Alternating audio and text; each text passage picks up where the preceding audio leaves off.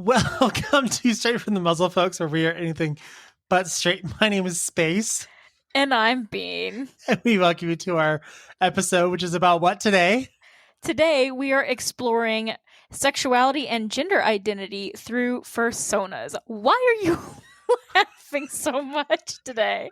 Because I made a noise before we started. Oh, yeah. Oh, yeah.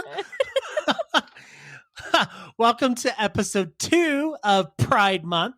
It's very exciting. As June, we are doing Pride theme episodes only. Only? Only. God. It's only Monday. Jeez. Well, they don't know that, but now they do. So before we go into our show topic for today, I can't speak. Oh my God. That's what you get for goofing before the timer went out. Jeez. All right. It spooked me. It was all weird. So this past weekend, I actually went down to Pride here in Utah. So they had Pride over the weekend of what was it? 4th, 5th, and the 6th. That's usually Pride it's usually the first weekend in June for Utah. This year was a little bit different. I was a little iffy because it was the first year back from COVID. Last year, they completely canceled it. This year, I was really worried because I was figuring it was going to be super, crowded down there. And I was worried because, even though everyone was mostly vaccinated, I just was a little worried, but it was really not that crowded down there. It was actually very well thought out, very spacious. People kind of respected each other out down there, which is really good. And then, of course, I reminded myself that of all the groups in the world, the gays are probably the most organized groups out there. So they did a really good job. So, Yeah, I think so. Really, really, really good. a gaggle of gays. Truly. So we did a 4-pack, and in the 4-pack, we were given a gift bag. And in the gift bag, there were several things in there. One of the things was we were given a colored ribbon. It was either pink, blue, white, and I think either another color. I think it's just pink, blue, or white. Is that the colors of the transgender flag, right? Yes. So one of those 3 colors, it was random. And then what you do is in one of the gardens, you go in there and you would tie that on the fence. And eventually it would fill in the transgender flag, which is a really cool thing.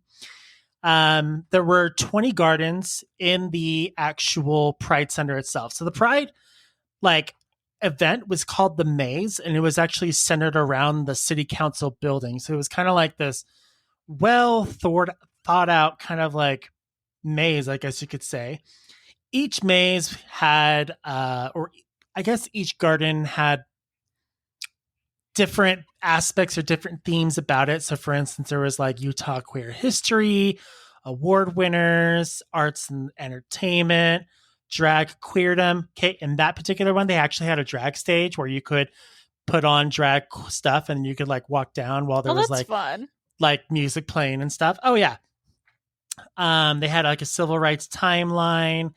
They had a retro pop area. They had tributes and memorials. They had a whole lot of things and a lot of stuff that even I wasn't aware of. Just a lot of really good informational things. Within the gardens themselves, they had these little tiny like stickers called hidden unicorns. And there were all these different numbers. And so you had the scavenger hunt. You had to like look for these numbers and correspond them to your guide. And then if you got them all right, you got to put a picture, like a Polaroid picture of your group on this board at the very end, which was like really, really cool. One aspect that I thought was really neat and unique was towards the middle of it. So if you got like halfway through it, there was this big dome structure. I guess the best way to explain it would be like if you were to take a bunch of toilet paper rolls and you were to make it look like a giant dome, essentially. What you did there is you were given a card and it says, write your secret. And you're allowed to write your secret anonymously on it and hang it in there. And you go in there and you just see everyone's just bare bones secrets. And there were some really funny ones in there, but then there were some really like gut wrenching ones too. And some ones like heartfelt, like you kind of felt like, oh my God, I feel for this person. You know exactly what they went through. And it was a really unique experience to kind of just read those. And everyone was really quiet around it. Everyone was really respectful about it. It was a really unique experience. Towards the end, this is like one of my favorite parts is you go at the end, you grab a flag, and they give you a choice of all the different colors of the pride flag. And they're basically like those little like lawn flags you stick in the lawn to like indicate, oh, I'm going to dig here, or I'm going to spray paint here, or whatever for like construction or whatever.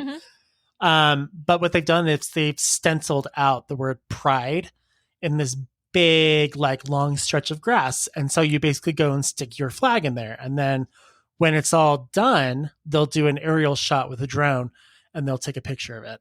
So that's so cool. I'm going to have to go look and take see if they've done it yet, because I want to see what it looks like. But it was a really cool, unique experience. Very well done. I hope they do this again next year, because it was probably one of my favorite Pride experiences ever.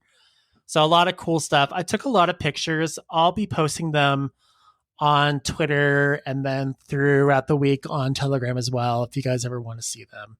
So, and throughout the month. So that makes me excited for Atlanta Pride. It doesn't happen until October, though. Yeah, you guys get the cold weather. Yeah, we get the cooler weather.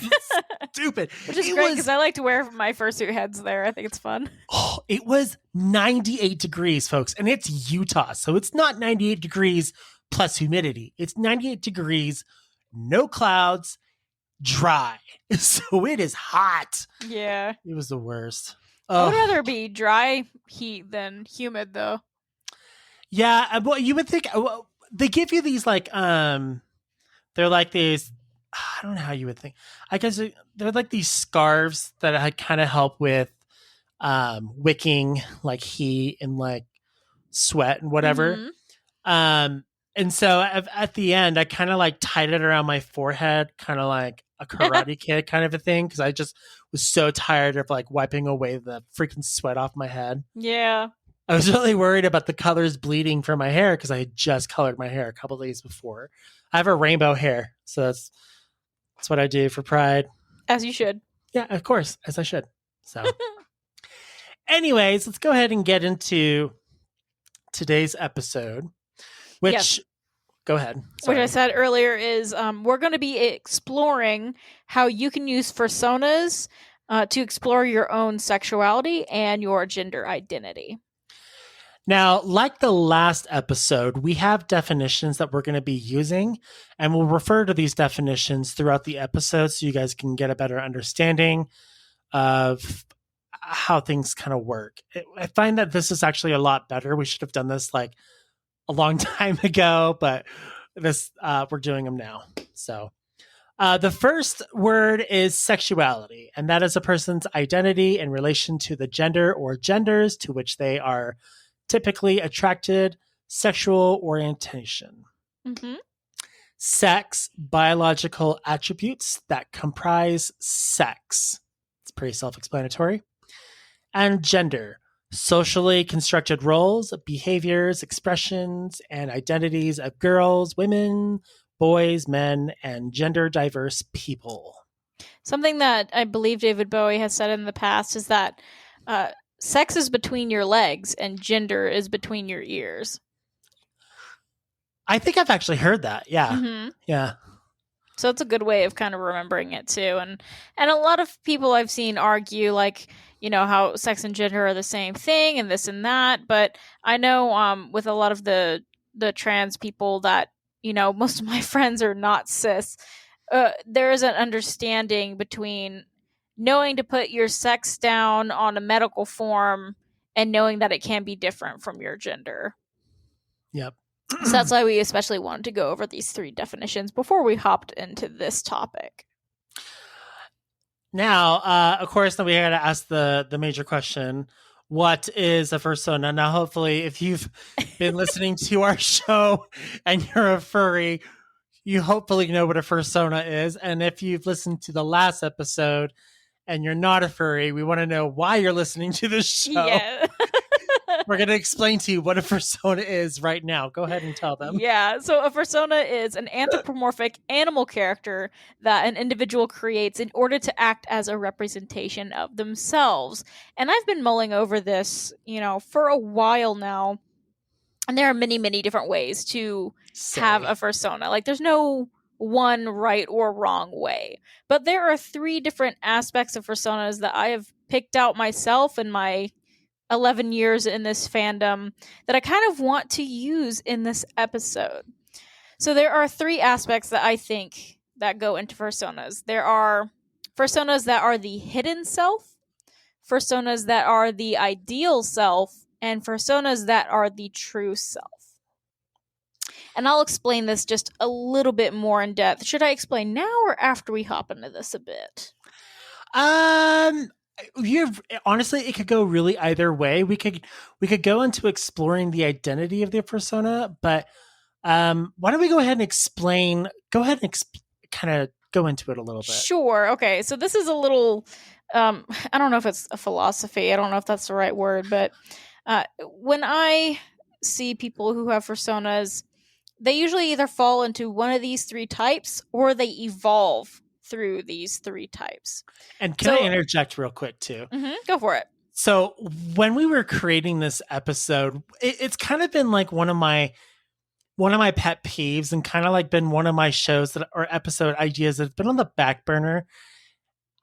I've always seen kind of like people say like, I'm straight, but my fursona is gay. And I've never gotten that concept. And so I kind of threw this idea at Bean, and I'm like, let's make a show out of it. And so she came up with these 3 pieces of philosophy here, which actually works really well. Yeah. So fursonas that are the hidden self is where your fursona is a personality type or is a character that you might like to be in the future or that you might currently are, but that you cannot share with those around you or the society around you. So for example, if you were closeted in some way. So your fursona might be gay, but you do not publicly identify as gay because either it's not safe to, or maybe you're not comfortable doing so yet because you haven't explored that side of you enough. And that being of safe is being that maybe you grew up in a culture where perhaps it's religious, and even though you know that maybe inside that you just can't come out and say it. You're just not in that you're not in that right particular area to say that I can come out as gay and be okay with it. So that could be the possible reason behind it. Yes. Possibly. So that would be your fursona as a hidden self. The fursona that is the ideal self is the concept that this character that you've created to represent you is who you truly want to be, whether you're growing yourself as a person in real life and you haven't gotten to that point yet, or perhaps it's a character that helps you create goals for yourself and you're hoping to truly evolve into that type of person by reflecting on those contributions of that character through art or just through thinking about it, honestly. Not everybody has to be an artist in order to use their fursona as a tool for building your own self. I think my fursona was its ideal self at the very beginning, but it evolved to the 3rd one in the end. Yes, and the 3rd one is fursonas that are the true self, where your fursona is a direct representation of you, almost like a carbon copy, but as a cool anthropomorphic animal. And you can even have more than one fursona that can go into these categories, because there are going to be aspects of you that are more private, that are more public, and you're always going to be a work in progress. Oh, yeah. For example, my 2 fursonas, I have a fursona that is my ideal self, which is Rory. She's confident, she's body positive, she's fearless. And then I have my fursona that's my true self, which is Bean, which is just literally me as a bear. So, and I might have had a hidden self fursona at some point during my development, especially in my teen years, but I definitely don't remember too much about the lore, so I can't connect to that. But you can have different aspects in different characters, definitely. I've thought about doing like aspects of space, but they're space as different people or different, like they're not necessarily bears. They'll be like a space would be like a unicorn, or space is like, I don't know, maybe like a beluga whale. I know that sounds stupid. I'm just like pointing out like different things, but with each aspect comes a different color that represents them. And each aspect is a different, I guess you could say, a representation of a personality that I could kind of explore down. And you could see different shades or different aspects of who space really is, which would be kind of fun to do, I think. That would be really fun. Yeah. I like that idea. Multi personalities. I think that's one thing that's really cool about the furry fandom is that there's so much self-reflection that goes into being a furry. And I feel like maybe not a lot of people think about it that way, and maybe that's why furries are made fun of so much. But I think furries have done more self-reflection than any other type of fandom that I could think of, simply due to the nature of the fandom. Well, because you can't really compare many of other fandoms against us, because we are the creators of our own. We create our own identity through our own personas. That's basically what we're talking about. Yep. You can't create an identity through Comic-Con. It's already existing. Mm-hmm. You can relate to those things, but you could gender bend, but that's about it. Oh man, gender bending takes me back to cosplay days. I love a good gender bend. So fun. But let's explore identity through fursonas, and let's kind of break it down. Let's go with gender. Yeah. How can we gender? How can we explore gender? So there is some queer theory that I want to kind of slip into here. Yes. So a definition I kind of want to bring up is performative gender. And a performative gender is basically how a person performs in real life, whether it's how you dress, how you act, how you communicate, whether it's verbal or nonverbal, and whether it performs more to masculine features or feminine features. And we want to explore, how do fursonas help people explore gender performance safely? What do you think, Space? I don't know. I totally just zoned on that one. I legit just like, I just totally like I'm like, oh no, I hope she doesn't ask me a question. Funny. Oh, well, first I'll mention that gender performativity. That's not a word. It is. Is it? I just said it wrong for a second. Okay. So gender performance, let's just shorten it to that. By the way, is a queer philosopher, Judith Butler, created that. So that's where that came from. That's not a word I just pulled out of my asshole. Like, that was a real I took a class in like queer philosophy, and that was something we talked about for a whole month. So performative gender is definitely a real thing. And if you're using a fursona to help explore your gender identity, you can apply different gender performances to your fursona before you apply them to yourself. So let's say you're a closeted lesbian and you identify more with the masculine lesbian identity. Okay. You can take your fursona and make them have more butch attributes. Attributes? Okay.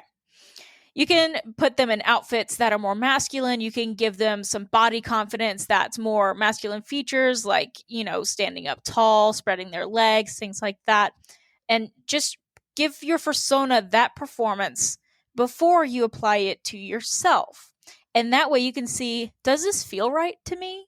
Or does it feel weird to me? Does that make sense? Yeah. So, like, let's say if you draw your fursona in a dress and you're like, this doesn't feel right.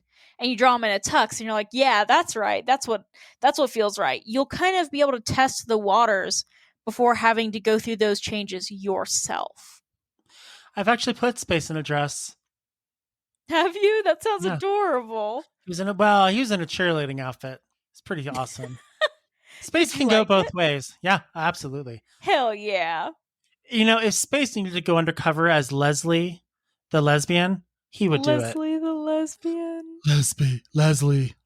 Leslie. What is he, a Pokemon? Leslie, the Pokemon. Leslie. The butch type Pokemon. Do the butch attack.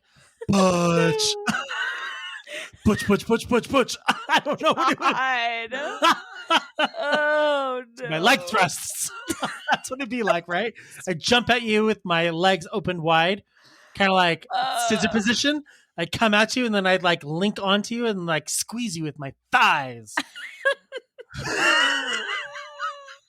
I need Dear Dog to draw this. Oh, Christ.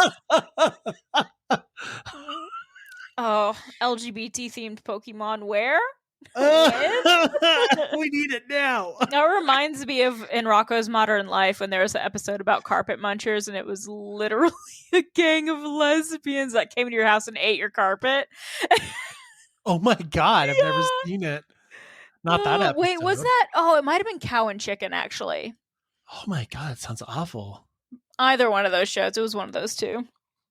Hey, if any of you guys are artists out there, you want to draw just a visual aspect of that little scene that I gave you, I would love to see it. Oh my God. We've got some really fun comics in the past. I have them saved on my computer.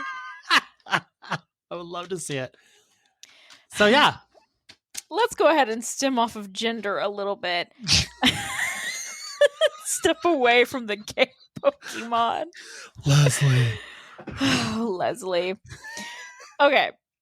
So the idea of performative gender and exploring your gender identity through a fursona can really extend to being a closeted trans person and how a fursona can help trans people who are in the closet express their true gender identity in a way that is safe for them, and in a way that they can help battle dysphoria in a way that is more private, so not to, in a way, risk their safety. Let's say if they're in a household with homophobic parents, or if they go to a religious school where that wouldn't be acceptable, things like that. We did interview one of my very close friends, Boba King, on Twitter last year during Trans Pride, not Trans Pride Month, just Gay Pride Month in general. And we explored that a little bit in that episode as well, where you can kind of use your fursona to practice transition or to use your fursona to express your true identity and your true gender in a way to battle dysphoria in a way that you might not be able to in person quite yet, whether it's due to safety reasons or financial. Are you still there? Yeah. Oh, okay. You just like stopped all of a sudden. Yes. Your turn. Oh, okay. You have any thoughts to add? No. No. Most of my stuff comes in the next one. That's true. Most of my stuff is based on the sexuality. Well, do you want to go ahead and cover sexuality? I mean, unless you want me to go back into Leslie the lesbian and her lesbian thigh, her thigh, her lesbian thigh powers. Yeah, her scissor the thigh powers. type Pokemon. What would that attack even be called? Scissor thighs. Oh my! Well, yeah, relating it to thigh thrusters. Yeah, thigh thrusters. That's what it'd be called. Okay. Yeah. So, with that being said, you're the big gay. You talk about sexuality. I am the big gay. So now that we've gotten gender down, let's mosey on over to sexuality. So sexuality, with being LGBTQ plus personality traits. So these are things that typically usually be like personalities, relationships, style, behaviors. So these are kinds of things. So we went over looks of like performative gender, but now I think you kind of like went over performance aspect now. Yeah. So I guess you could say like, so now let's say your fursona now is wearing a dress, right? So how does your fursona walk in that dress? Does she walk like a regular person, or does she walk down the runway and command it like she's a runway model, of sorts? Shoot, I was not prepared for this. No, you're fine. You're going in the right track, because it also reminds me of with the styles and the personalities, there are also some kind of like subgenres to the LGBT community. For example, drag queens and kings. There's a lot of different subcultures to the LGBT community, and you can definitely use your fursona to explore those aspects as well, whether it's in art or it's in your own just brainstorming ideas or your own headcanons about your characters, things like that. Also, how would your character talk to other queer characters? If you do not have the opportunities to go into queer spaces, then you can imagine your fursona going into those queer spaces or role play in those queer spaces online. It's kind of like talking in the mirror as well, like having a conversation with yourself. You're more or less now having a conversation with your fursona and trying to figure out kind of like the kinks of it all, trying to see what works, what doesn't work.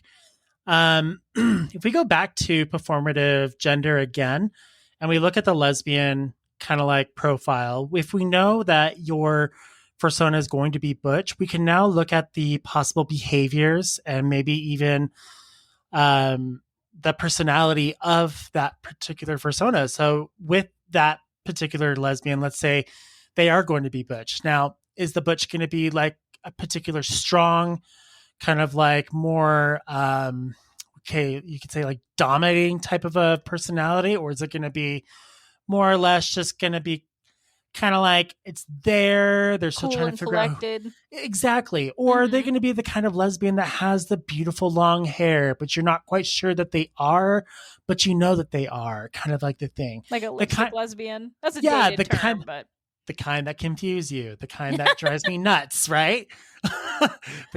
So you kind of have those types of traits as well. If you're going into the gay kind of like alley, as far as gays go, there's tons of different stereotypes that go down. So with typical, it's either with guys. I'm sorry. So kids, if you're listening, silence this. Okay. Typically, when it comes to guys and it comes to gays, they like to have a giant package. So if that's something that suits your behavior or your personality, go ahead and try to explore that. If it's not something you're into, don't worry about it. There's also a lot of things that some people don't think about. You don't necessarily have to have equipment on your character. My character doesn't have equipment necessarily that's on called his being person. null, by the way. Yeah. So my character is null. So he does have equipment, but I rarely ever commission artwork to have it ever be present. I just don't really have any reason to have artwork be done for it. It's just not appealing to me. So you don't always have to have something there, but you can have it there maybe on a ref sheet if you want to. But that's something you can really consider. You can consider colors, how you want it to look. Some people like to relate specific colors to specific stereotypes, hair, the way that you dress. Some people like to wear thongs. Some people like to really associate thongs with gay. So there's a lot of different ways you can do things. That's just one thing to do. Another way to kind of explore sexuality is through NSFW arts. So let's say you're kind of like, you're going through puberty. Okay, everyone goes through it, right? So you want to explore, make sure you do it in a safe manner, okay? And we all want to say use protection, obviously. I'll never say, I will always say this. Please use caution when you're doing artwork. If you're going to draw it yourself, great, whatever. If you're going to commission someone, you have to be 18 plus. Yeah. Yeah, you've got to be 18 plus. And artists, if you're doing or taking art commissions and you know the person's under 18, shame on you. It's very illegal. Yeah. But if you're 18 and you're not quite sure how things of that manner work, this is a really good way for you to kind of explore how sexuality in this particular manner works.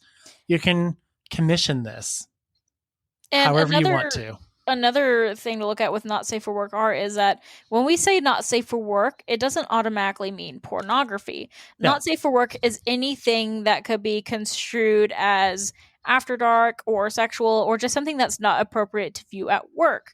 So even if no bits are showing, for example, a lot of like femboy art, it could be cleavage. Cute fox characters wearing short shorts and thigh highs in a cute little pose. Like that is technically Not safe Um, for work. not safe for work, even though nothing is showing, it still has that vibe to it. So it doesn't have to be inherently sexual art. You can explore your sexuality and your sexuality's interests, or, maybe you want to explore what genders do I have feelings for. You can always explore this through art if you don't have opportunities to explore that in person, which I know, especially during COVID, you might not have the opportunity to explore queer spaces. Or, like Space said earlier, maybe you're a minor and the only option you have is to draw or to use your imagination. Not safe for work art can really play into the role of helping you explore your sexuality and even your gender through artwork. Now, another way to kind of think about NSFW as well is think of it like this. Would you show this kind of art to your mom? Then that's kind of like where you would want to maybe draw the line as well. It's just kind of like, think of it just like would you show it to a teacher? Would you show it to your boss? Kind of like a thing. That's just like another way of like drawing the boundaries of like the kind of artwork. It doesn't necessarily, like being said, doesn't have to be sexual. It just depends on your line of safe for work types of stuff. And that doesn't mean you can't own it or draw it if it's not safe for work, or if you're a minor, you're allowed to draw what you want, whether you're a minor or not. It's just those legalities of purchasing it. But it can be a very useful tool in self-exploration. I know the furry fandom is a very sex-positive group of people, and I think that can work to its advantages in most cases, which I think is wonderful. I know a lot of people are like, furries aren't that sexual, blah, blah, blah, blah. It's nothing to be ashamed of. I think it's a great tool for us to use for exploring our identities. Let's say you're a younger fur. You are going through puberty, whether you're male or female or whatever you choose to be. And let's say that you look down, you see that you're flat chested, and you wish that you had a bigger set. Now, it's totally fine to go ahead and explore in a safe way to maybe see what it would be like to have a bigger set. This would be a great way to explore sexuality in a safe way through art. You could either have someone draw, you could draw yourself something a little bit bigger, just to kind of experience that for yourself. It's not something you have to do. It's just an option that you can do. It's kind of different. Like it's weird to say that, but it's an option that you can utilize. It's like another way to put on your mom's dress when she's not home. For all the drags, or to put on your dad's shirts, you know what I mean? Everybody's done. A lot of people who struggle with gender and sexuality have done that as a kid. I think like there are some really funny pictures of me as a little kid wearing like no shirt and baggy pants with a chain on it because I wanted to be a dude. A lot of queer young people have that phase in their life. And parents just think it's funny. They don't realize what's going on. And I love shoes, but not like brand shoes. I just like looking at people's shoes. And the weird thing is I make a judgment off people's shoes first. So when I look at people, I usually judge from the shoe down and up. That's what I usually look at. Is I look down, up, and I'm like, so if they're wearing flip-flops, are you just judging their toes? If they're wearing flip-flops, all cards are off the table. It's gross. Don't wear flip-flops. Ew. The feet are so dirty. Ew. And feet are looking funny. Toes are gross, anyways. Ew. I think many people disagree with. Well, whatever. I mean, a lot of people are into paws fetish, and that's kind of weird. Whatever. Wow. Way to ostracize 90% of our listeners. I know, right? It's not my thing. It's not my thing. You're okay. Funny. It's one thing when it's in paw form, but then you actually go into like human foot form, and it's like, see, no, that's different. You said paws. Paws are not feet. I have a buddy that has gone off on me for like an hour about this subject. They're like, people think that just because you like paws means you like feet, and I hate feet. Feet are gross, but paws are cute, and it's different. It's not even sexual for me. And I was like, oh my god, but I love you so much. Write this down. Give me an essay. Let me submit it to a college or something. We need to put this in the public. Yeah, but that's the thing, though, is most people who are sexually into paws are also into feet. You think that's so? the thing. I would almost. We should put a poll into it. Ooh. if you're into paws, are you also into feet? Because if you're that sexually into the foot or the paw, okay, because it's like a foot basically, you're most likely also into someone's foot as well. And let's be honest, are you really gonna like, okay, if you're really into like someone's foot in general, like you really want to get all over that like wrinkly pad and then the fur and the poop Shut up. and Shut the up. poop between all of that? No, there's Like, come no there. on. If you got that on your foot, then I'm concerned.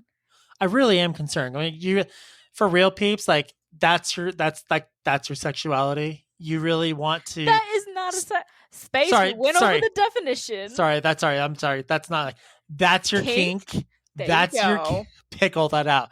That's your kink. You wanna sniff and be all over that kink right there? That kink that's been walking around searching for lawn truffles? No, thank you. You know what? I don't judge. I I'll let do. you do the judging. That's what I do. It's I'm all a right, foot gay. people. That's a I support you. stereotypical thing. I judge.